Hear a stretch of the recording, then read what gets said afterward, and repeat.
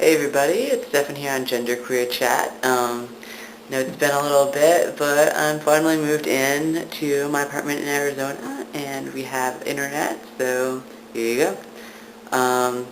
I guess last week's topic was tattoos and piercings and body modification and stuff like that. So let's see. In terms of piercings, I have two piercings down here on this side, and one down here on this side, and then a cartilage piercing up here. Um, I've had like the holes down here for a long time, and then this is like the most recent, but that was like 2 or 3 years ago. But yeah. Um, and I have one tattoo, which, there we go. There's my tattoo. It's kind of like my symbol. Um, let's see if I can show you this.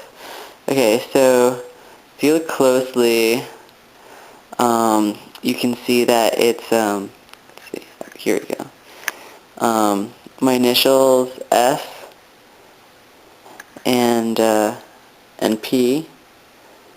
It's also kind of a treble clef, and then up here is the bass clef, and then the male and female symbols all combined. So yeah, it's my only tattoo, and I don't know, I've been thinking about getting more tattoos, but I really have to like think about it a long time and like really want something for more than a year. So yeah, I've been thinking about possibly getting another tattoo either on my chest or on my back now that I don't have to bind all the time. But I'm not really sure what I want yet, so it'll probably be a while before I get that. I've been thinking about getting a double eyebrow piercing. That's my newest thing. But I'll probably wait till after summer so I don't sweat all over it and get it all gross. So yeah, let me know what you guys think about that.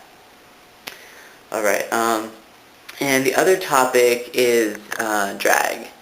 And for me it's kind of difficult at this point because, well, a lot of people think that drag is performing like the opposite gender, um, which is problematic because, number one, I have trouble trying to decide what the opposite gender of me is anyways, and second of all, it excludes a lot of trans people from doing drag sometimes. I know there's like some controversy in Florida about whether people who are trans should perform drag in their chosen gender or not, and stuff like that. But if you think about drag more like just performing gender in general, like anybody can perform drag no matter what. I think that how drag started was this movement to show how flexible and fluid gender is.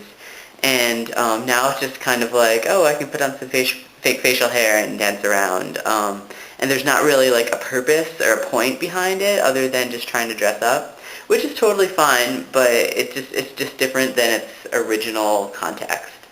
Um, so, I mean, I don't really think it matters what gender you're performing um, as long as you're trying to make that statement about gender.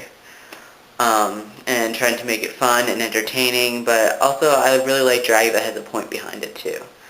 Um, yeah, yeah, and like for me personally, I started doing male drag as kind of a precursor to coming out as trans. I had performed drag once a couple years ago and then realized that I liked the dressing up part a lot more than the actual performing aspect.